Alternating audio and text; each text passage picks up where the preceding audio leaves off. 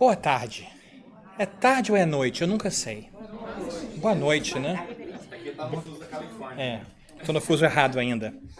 Mas eu gostaria de agradecer a vocês, o acolhimento sempre muito sincero, muito gentil, muito delicioso, na verdade. E peço que vocês, por favor, desconsiderem metade do que a Lívia falou sobre mim. Mas considere sim que eu sou que nem vocês, alguém que está procurando aprender a entender melhor como a gente pode viver uma vida mais profunda, mais satisfatória, com um propósito que nos faça realmente ser feliz. Então é um prazer muito grande estar com vocês. Eu sempre falo para as pessoas que o Espiritismo me deu dois presentes. Um deles eu esperava, que era uma perspectiva diferente sobre como olhar na vida. O segundo eu não esperava, foi uma surpresa. E foram as pessoas que eu conheci através do caminho que eu não conheceria se não fosse o Espiritismo. E é muito bom a gente poder ir para lugares diferentes e ver pessoas tão boas tentando fazer aquilo que a gente está querendo fazer. Ser um pouquinho melhor hoje do que a gente foi ontem e amanhã um pouquinho mais. Então, é com essa ideia, com esse intuito, que a gente vai tentar conversar um pouquinho hoje aqui sobre permanência e impermanência. Mas que palavras complicadas, Daniel. Por que você fazer isso com a gente? Porque eu acho que tem muita coisa que a gente pode, de repente, entender a partir da nossa ótica espírita sobre o que realmente importa. O que deve ser permanente na nossa vida e o que de repente seria impermanente ou deveria ser. E será que a gente está trocando um com o outro? Poderia talvez ser essa a causa de alguns desfeitos em nossa vida? Então, se vocês tiverem paciência, as próximas 2 ou 3 horas, nós... Não? Eu vi alguns olhos aí se levantando. Sim.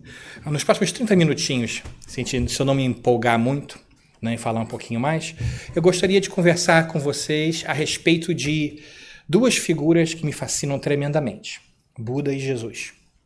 E qual será, talvez, o nosso papel no entendimento que eles podem nos trazer a respeito da nossa própria vida, do que realmente é permanente ou deveria ser, e o que é impermanente ou talvez devesse também ser. Pode ser? Porque, afinal de contas, o mundo está meio complicado, não é verdade? Muitos de nós, muitas vezes, passam algumas noites ou tardes em aflitos, preocupados com alguma coisa. Talvez nós estejamos preocupados com a violência no mundo. Há várias guerras, na verdade, não só uma, não é só na Ucrânia. Vários conflitos acontecendo por aí. Existem vizinhos que não são tão gentis com vizinhos. Existem trabalhos difíceis e colegas de trabalho que muitas vezes nos deixam fora do sério. Parceiros, muitas vezes, que não parecem não querer estar nesse relacionamento conosco, ou que têm uma visão bem diferente do que deveria ser.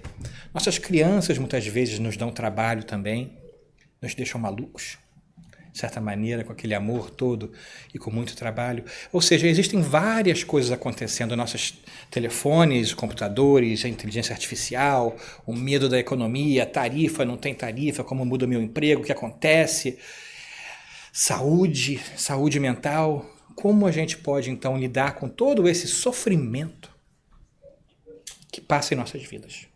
Porque existe dor, existe sofrimento. Simplesmente não falar sobre isso não vai fazer com que o sofrimento desapareça. Mas será que existe uma maneira de a gente conseguir ressignificar esse sofrimento? Ou seja, será que a gente consegue trazer um prisma novo para que a gente consiga lidar melhor com as dificuldades da vida? Então a gente quer começar aí. Vamos convidar essas 3 figuras para o nosso entendimento inicial. E a gente pode começar assim de maneira bem simples, né? Um monge, um carpinteiro e um professor, e todos nós entramos numa sala. Parece até começo de piada, né? Podia ser até mais engraçado se a gente soubesse que é um monge tibetano, um carpinteiro judeu e um professor francês. E nós, a maioria de nós brasileiros. Todos juntos nessa vida. Então, o que pode acontecer? A verdade é que no meio disso tudo, o que pode acontecer é que a nossa vida pode mudar. Se a gente tiver a disposição interna de entreter o que essas figuras podem trazer à nossa vida. E olhar as coisas de maneira diferente. Por que eu falo isso? Porque eu acho que o Espiritismo é um par de óculos excelente. Ele nos auxilia a ver a vida de uma maneira diferente. Eu uso esse exemplo, que eu de repente eu tenho até falado aqui. Há uns 2 anos atrás eu percebi que a minha visão não estava tão bem. Ou era a minha visão ou era o meu braço, que eu não conseguia esticar mais assim, porque eu precisava esticar as coisas para ver, mas não dava certo. Né? Então eu acabei indo ao médico, me receitaram óculos, e quando eu pus os óculos pela primeira vez é que eu percebi que realmente eu precisava de óculos. Porque aí eu consegui ver muito melhor. Eu consegui ler as coisas de novo de maneira com que eu não lia antes. E eu me pergunto, frequentemente, se o Espiritismo não são esses par de óculos para a nossa vida. Porque quando eu entro na minha perspectiva espiritual, quando eu penso com a lente que o Espiritismo me ensinou, eu vejo a vida bem melhor. E eu vejo ela de maneira muito diferente. E naqueles momentos, eu consigo, com certeza, conectar melhor os desafios da vida e, por consequência, sofrer menos. Não quer dizer que o sofrimento desaparece, mas ele, ressignificado, é muito mais fácil de tratar. O propósito da minha vida fica muito mais fácil. E daí, é melhor viver. Então, quem sabe, a gente pode fazer isso. Começar por uma viagem sobre o que essas pessoas, essas figuras tão importantes, esses espíritos tão evoluídos trouxeram para nós, ao melhor estilo espírita, porque afinal de contas nós lemos, né, no trabalho de Kardec, que foi uma coisa monumental na nossa história espiritual, ainda mais na Revista Espírita, do controle universal dos espíritos. Ou seja, se uma coisa é verdadeira, Deus, em sua sagrada sabedoria, vai expô-las a várias pessoas em lugares diferentes, em momentos diferentes, porque Deus nunca guardaria a verdade só para uns poucos escolhidos. Já que Deus ama todos, Ele vai espalhar essa sabedoria por todo o planeta e por todo o cosmos. Então eu acho natural que a gente comece a procurar essa sabedoria em lugares talvez que nós não tenhamos tão acostumados, como por exemplo, na vida de Buda. E eu gostaria então de celebrar a vida de Buda hoje e as 4 verdades nobres que eu acho fenomenais. Eu acho que Buda, de certa maneira, foi o primeiro grande psicólogo da humanidade. E ele começou uma revolução psicológica que até hoje a gente ainda pode atentar. Buda, possivelmente vocês já conhecem a história, era um príncipe chamado Siddhartha Gautama, nascido naquela área do Nepal 600 anos antes de Cristo. E a história de Siddhartha é muito interessante, porque ele era o filho de um rei, de um monarca muito poderoso. E quando ainda em tenra idade, houve uma profecia a seu respeito, onde foi dito a seu pai que Siddhartha seria ou um grande monarca ou um grande líder espiritual. E o pai, então, querendo proteger o filho, fez com que ele crescesse dentro do palácio sem sequer, jamais, pisasse fora. Então Siddhartha cresceu de maneira bem peculiar. Não foi até os seus 29 anos de idade que ele saiu do palácio pela primeira vez. E ele só saiu do palácio porque ele convenceu o seu amigo e cocheiro Shana a o levar-se fora das portas daquele palácio para ele poder ver a vida. E essa história é fascinante. Ela é conhecida dentro da sabedoria budista, os 4 encontros, ou muitas vezes os 4 sinais. E a história nos diz, então, que à medida que Shana levava Siddhartha, não era Buda ainda, era Siddhartha, Siddhartha e Shana encontraram 4 sinais, 4 encontros, 4 coisas que mudaram Siddhartha de maneira incrível. O impactaram porque ele nunca tinha visto nada disso. Qual foi a primeira? A primeira foi um velho que se curvava ao andar. Ele, acredite ou não, protegido no seu palácio, nunca havia visto um velho. E aquilo o chocou. O que é isso? E Shana, seu amigo, falou, é um ancião que está se aproximando da morte. Morte? Como assim? E ficou então essa ideia em sua mente. Mas essa jornada de Siddhartha fora do perímetro do palácio foi ainda mais além. Em seguida, o que ele vê? Ele vê também um doente, séria e gravemente doente, definhando ao lado da estrada, e ele pergunta ao seu amigo, quem é? Quem é esse homem que se debate? E Shana, seu amigo, talvez preso numa dificuldade de obedecer os comandos do pai de Siddhartha e também querer ser leal a Siddhartha, teve que cuidadosamente navegar essa conversa e falou, esse é um doente. Ele está doente. A sua saúde não é boa. E pode ser que ele, eventualmente, também morra. Siddhartha, então, ficou chocado porque haveria visto duas coisas que não tinha visto antes. E a terceira? A terceira, vocês talvez já consigam entender. Ele viu um cadáver, viu um corpo na estrada e perguntou por que aquele homem dormia na estrada. E Shana lhe respondeu que não dormia. Ele estava, assim, morto. Siddhartha foi tomado também de um sentimento incrível porque ele via um mundo que ele não conhecia até ali. E o quarto sinal e o quarto encontro daquela noite, daquele dia, foi o encontro com um monge, com um asceta, que procurava se isolar do mundo em suas orações e mantinha um sorriso sereno e calmo no meio de tudo aquilo.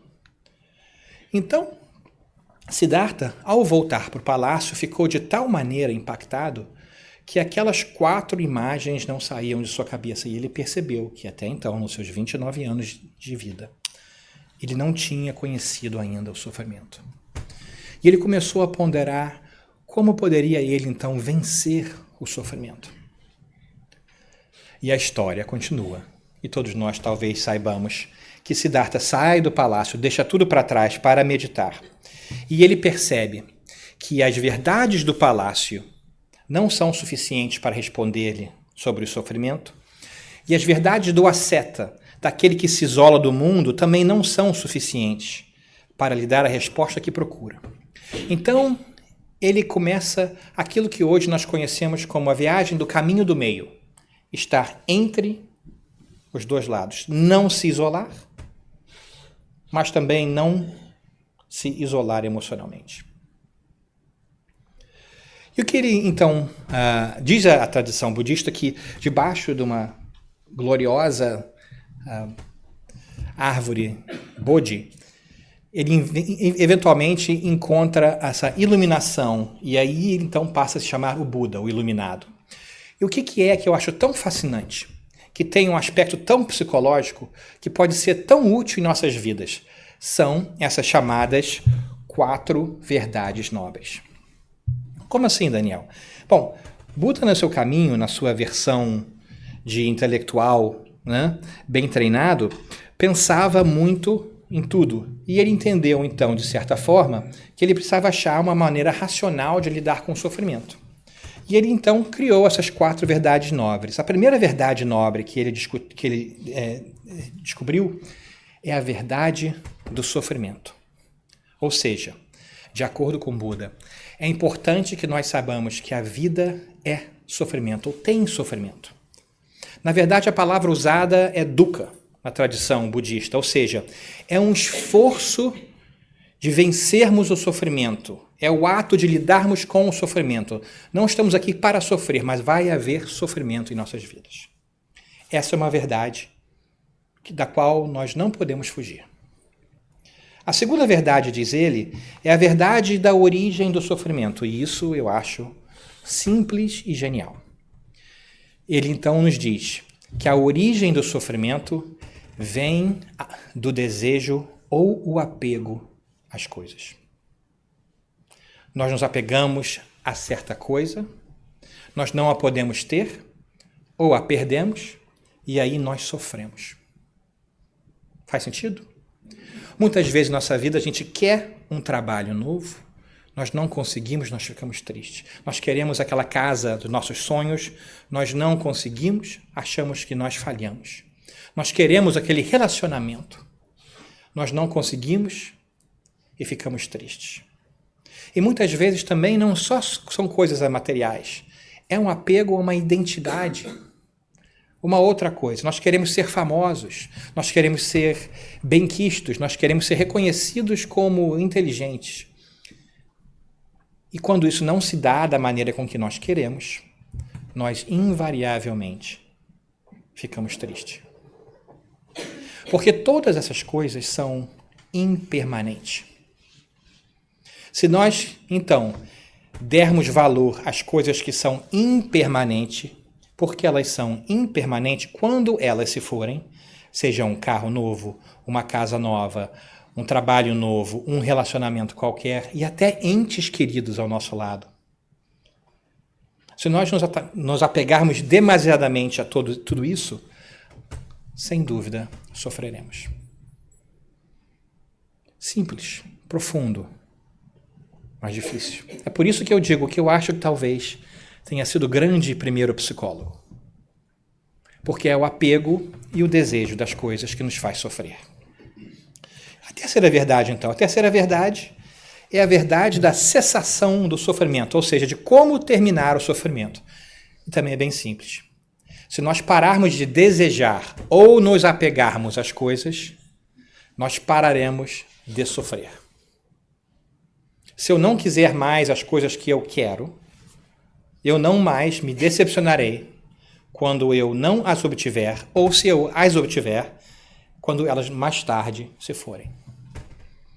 Se nós conseguíssemos, então, de acordo com a tradição budista, não querer, não nos apegar às coisas impermanentes, nós, então, pararíamos de sofrer. Sairíamos do que, muitas vezes, na tradição budista, se chama de samsara, o ciclo de reencarnações. Evoluiríamos, digamos assim. E a maneira pela qual nós podemos chegar a esse ato, porque, afinal de contas, nós podemos entender que parar de querer não é uma coisa fácil, né? Também vem através da verdade do caminho que leva à cessação de sofrimento. Ou seja, Buda nos prescreve 8 coisas, o caminho nobre óctuplo. 8 coisas que nós podemos fazer para conseguirmos chegar ao desapego e ao não desejo das coisas. A visão correta da vida, a intenção correta, o trabalho correto, o foco nas coisas corretas, tem várias coisas, são 8. Muito interessante, e em si só já seria um tema de uma ótima exploração nossa para um dia desses, porque como bem pensar, como bem agir e como bem viver. Eu acho que para isso basta para nós. Não é interessante? Então, de certa maneira, eu acho complicado a gente desprovar Buda. Porque realmente todo o nosso sofrimento vem do nosso apego a alguma coisa. Se nós não nos apegamos, não vamos sofrer. Simples, dá até raiva de tão simples que é. Né? Esse pessoal genial, assim, de vez em quando, tem umas tiradas tão simples que você fala, meu Deus do céu, um negócio tão complexo, o maior problema da humanidade, sofrimento. Apego. Desejo. Fascinante, né? Então, o que é? Ao que nós estamos nos apegando? Qual será o alvo dos nossos desejos que nos traz essa tristeza, esse sofrimento? Seria algo físico? Seria uma imagem de que nós somos ou queremos ser? Seria um sonho? Seria uma filosofia que não nos apetece? Isso aí cada um responde. Então, sem dúvida nenhuma, eu acho que Buda nos deu essa grande contribuição para o pensamento psicológico, a nos ensinar a como não sofrermos nessa vida e em outras também. Eu acho muito interessante. Mas o que eu acho muito interessante também é que, 600 anos depois, nós temos alguém que vem nos dar o complemento natural desses ensinamentos. Jesus, o Espírito de maior teor moral, intelectual, que nós creamos já ter passado pelo nosso planeta. E por que eu digo isso? Porque se Buda nos diz como evitar o sofrimento, Jesus aponta para a alegria plena, que não basta não sofrer. É importante também sermos felizes. Não sofrer não é ser feliz. Assim como não estar doente não é necessariamente estar bem e saudável. Então, Jesus, outro grande psicólogo, traz para a gente uma revolução espiritual, porque ele não discorda de nada de que Buda falou, mas ele nos mostra a maneira pela qual nós podemos parar de sofrer e ter a motivação para sermos felizes. É como se fosse um upgrade da mensagem divina. Isso eu acho genial. Ora, como assim? Por exemplo, todos nós já ouvimos possivelmente as bem-aventuranças, não é verdade? Aquela carta magna de Jesus, talvez a melhor síntese do seu ensinamento em geral. E ele, nas bem-aventuranças, no Sermão da Montanha, quando ele sobe ao monte para falar para aquela multidão, nos fala de bem-aventurados pobres de espíritos, porque deles serão o reino dos céus. Bem-aventurados que choram, porque eles serão consolados. Bem-aventurados mansos, porque eles herdarão a terra. Bem-aventurado quem tem fome e sede de justiça, porque eles serão saciados. Bem-aventurados misericordiosos, que muitas vezes seriam considerados pelo mundo e ainda são considerados pelo mundo como talvez trouxas. Né? Porque eles terão a misericórdia divina. E os puros de coração verão a Deus e por aí vai. E nessa fala de Jesus a gente vê algo muito interessante. Porque ele nos mostra que o significado do sofrimento terrestre, na verdade, tem uma bênção espiritual. Que esse sofrimento pelo qual a gente passa, ele pode ser entendido de maneira diferente. Que existe a possibilidade da alegria espiritual mesmo nas contradições da vida. Ou seja, aqueles que estão chorando, que estão lidando com situações difíceis, estão passando por momentos de aprendizado do ponto de vista espiritual. Porque com nossos óculos espíritas, a gente já entende essa mensagem melhor. A gente entende da reencarnação e que existe justiça divina. E, por consequência, todos os obstáculos pelo qual nós passamos têm solução. Pode não ser a solução que nós queremos, porque estamos apegados a uma solução específica. Mas há de ter solução, porque Deus é bom e é justo.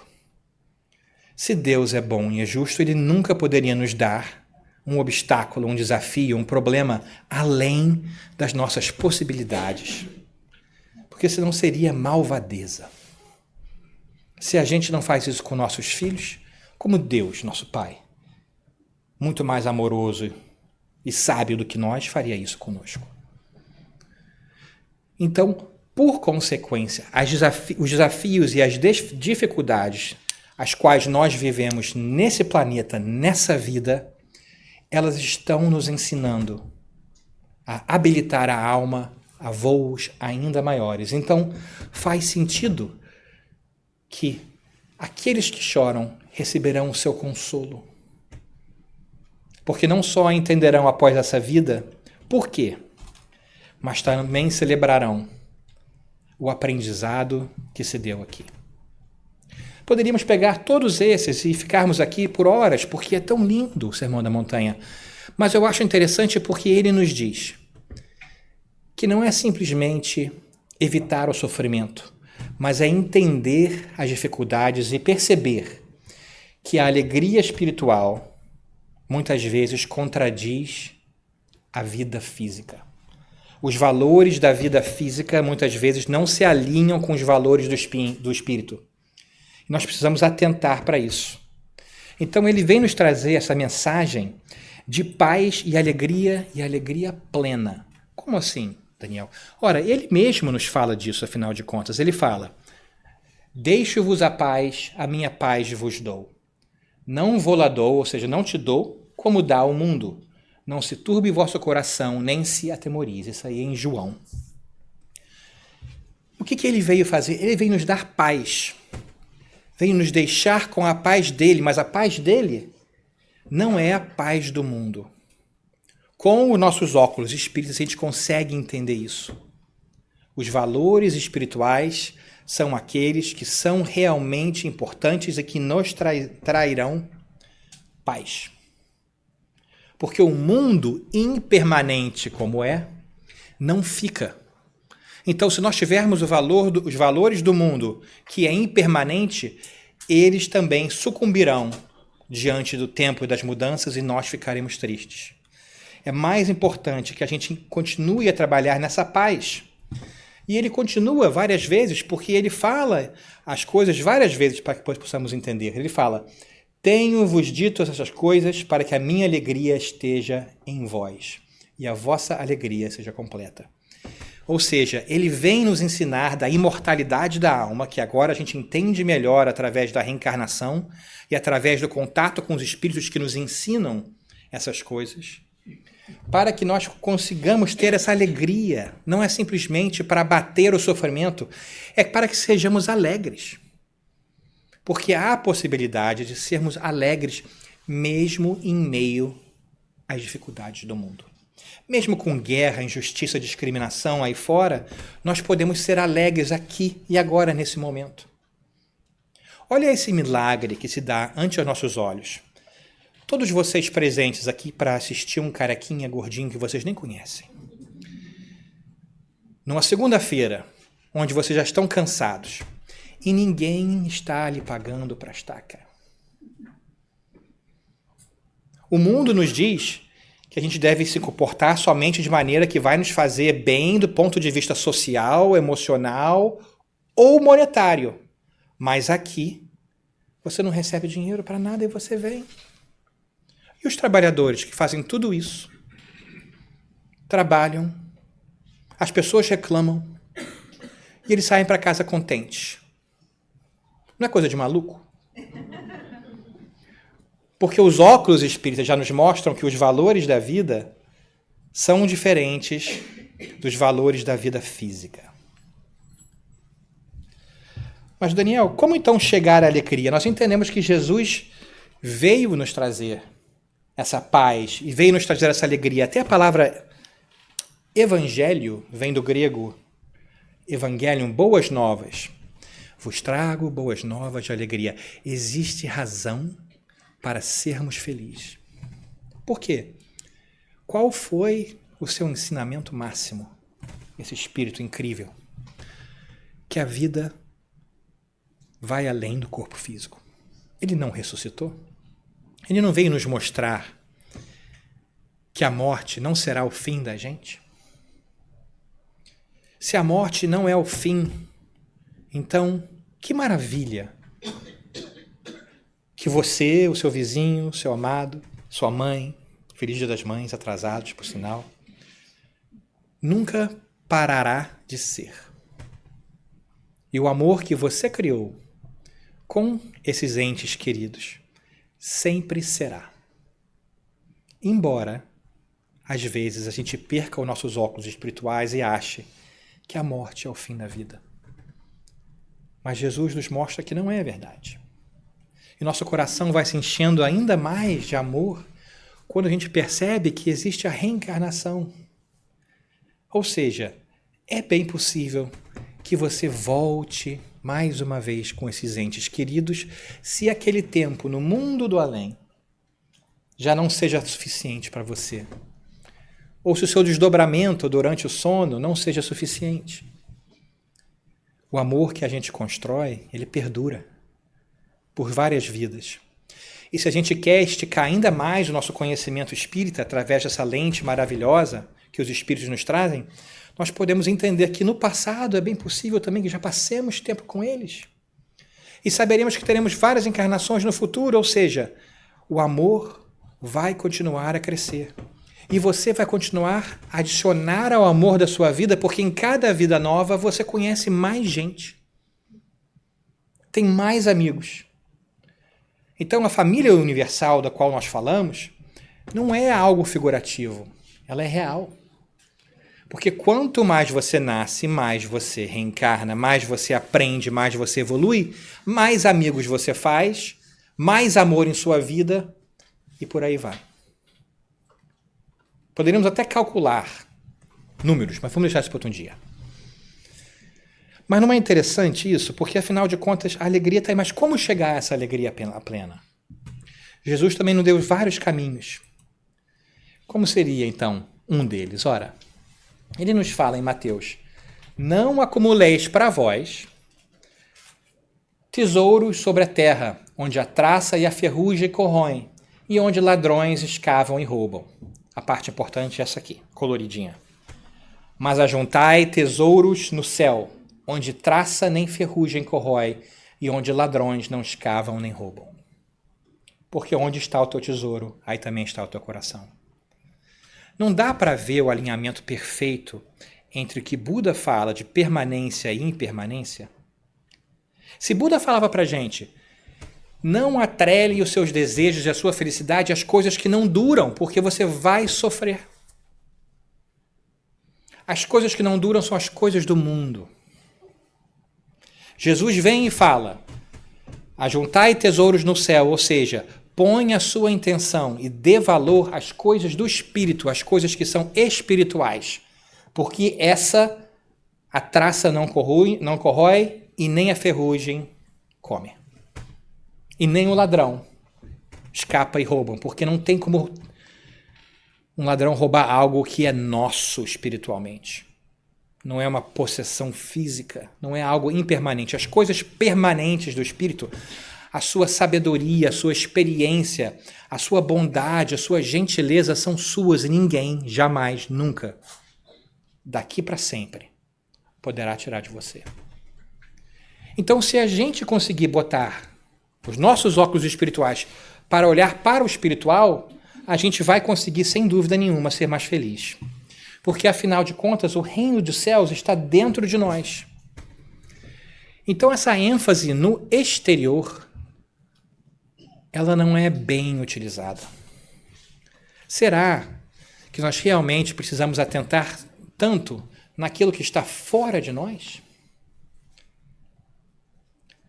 E se atentarmos, essas coisas são permanentes ou impermanentes?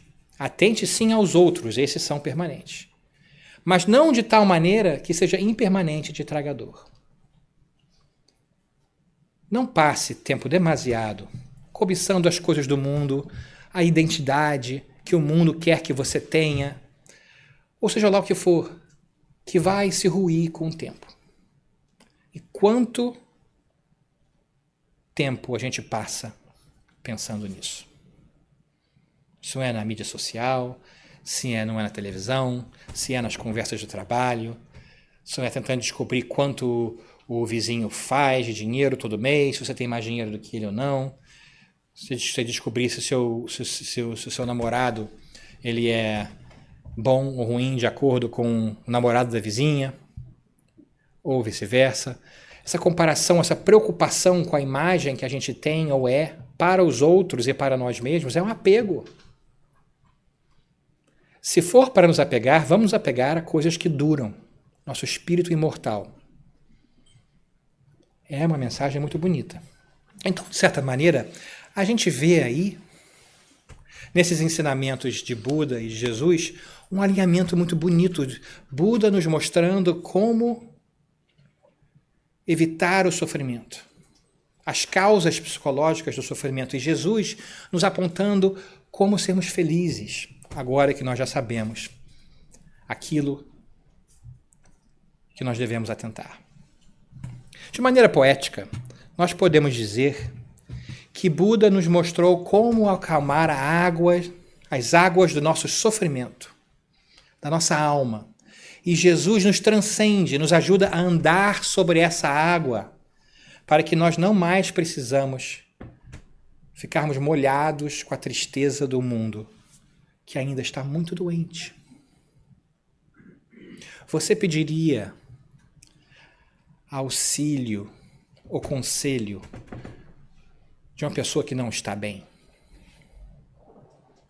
Você pediria que o seu médico consertasse o seu carro ou que o seu contador lhe prescrevesse um remédio para o seu coração? Não. Então por que a gente fica procurando, num mundo doente, impermanente, a permanência que vai saciar as nossas almas? É por isso que eu gosto tanto do Espiritismo, porque é preciso pensar com o Espírito. Esses óculos espirituais, essa lente nova que nos foi trazida há 160 anos atrás, ainda é muito jovenzinha, dentro do grande esquema da humanidade. Mas nós estamos aprendendo a olhar e a entender melhor os ensinamentos do Cristo e do Buda através da claridade e da racionalidade científica quase que o Espiritismo nos traz para compreender a nossa vida e o mundo ao nosso redor. O que somos, espíritos imortais? De onde viemos? De Deus? Para onde vamos? Para a alegria plena da sabedoria completa através da reencarnação. Nós sabemos de tudo isso.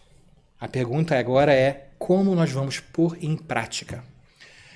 E quão frequentemente nós vamos usar nossos óculos espirituais, essa lente nova da doutrina espírita, para ressignificar e prestar atenção nas coisas da nossa vida. E eu gosto sempre de perguntar, com esses óculos em mão, e onde você está nessa história? E onde nós estamos nessa história? Ou seja, será que nós ainda estamos saindo do palácio e ficando preocupado com a velhice, com a doença, com a morte e procurando se isolar do mundo porque pensamos que nós somos melhores do que o mundo e que os outros não prestam? Ou será que nós já começamos a entender que existe uma mensagem imortal que fala à alma, da qual Jesus foi o grande bastião? E será que nós estamos dispostos a sentar aos pés de Jesus, ou seja, sentar aos pés da espiritualidade maior para nos lembrarmos da nossa essência espiritual, para que possamos então melhor navegar a impermanência temporária desse mundo? Você é um espírito imortal. Deixa isso entrar. Faça espaço no seu coração. Você foi criado por Deus, com a capacidade de aprender, crescer e ajudar a si mesmo e aos outros, a contribuir para um mundo que ainda está muito doente, através dos nossos atos corriqueiros de todos os dias. É um alô que a gente dá para o nosso vizinho, é um sorriso que a gente dá durante o trânsito, é a ajuda que a gente presta para alguém. São coisas que transformam a vida, porque elas são permanentes. Então, permanência e permanência são coisas que são melhor entendidas com os óculos do espírito imortal que todos nós somos. Então a pergunta é, quando trazemos Buda, Jesus e Kardec de volta para a nossa perspectiva, o que você fará daqui para frente? Não interessa muito o que você já fez para trás. Vamos deixar os mortos enterrarem seus mortos? Vamos deixar para trás a nossa vida que já passou? Reflita, sim, no que foi importante, no que é bom para você, mas olhe para frente. Porque para frente é infinito. E Deus investiu tanto e continua investindo no seu sucesso, te preparando para ter a vida que você tem, através de vidas passadas que você já teve, colocando ao seu redor pessoas e recursos que vão te auxiliar ao seu crescimento, para que você seja melhor amanhã do que você é hoje. Você foi preparado, preparada para a vida que tem. E digo mais, Ao conquistar a sua vida, lembrando-se que você é um espírito imortal, você ajuda esse mundo a evoluir. Esse mundo doente que precisa tanto de carinho, precisa tanto de amor e de gentileza, precisa de racionalidade benquista e bem direcionada. Você também é contribuidor para a Era Nova. Vamos fazer que o Centro Espírita seja o local não só onde nós viemos, mas da onde partimos para mudar o mundo. Saia daqui, vá para a sua casa, medite e saia para o mundo para fazer o mundo melhor. Não vamos mais nos importar com a velhice, com a doença, com a morte. Não vamos procurar nos isolar do mundo, mas interagir com ele para que possamos então trazer essa alegria de sabermos que somos imortais e, por consequência, a prova de balas espirituais. Vá e faça. Porque, sem dúvida nenhuma, é uma questão de tempo. Então, eu espero que você consiga sempre achar tempo no seu dia a dia, na sua vida e no seu coração para meditar a respeito daquilo que é impermanente e aquilo que realmente deve ser permanente em suas vidas. E que Deus abençoe, e eu espero que cada vez mais vocês possam utilizar das suas experiências e um dos outros e dos aprendizados desse centro espírita para poder crescer em espírito e verdade. Que assim seja.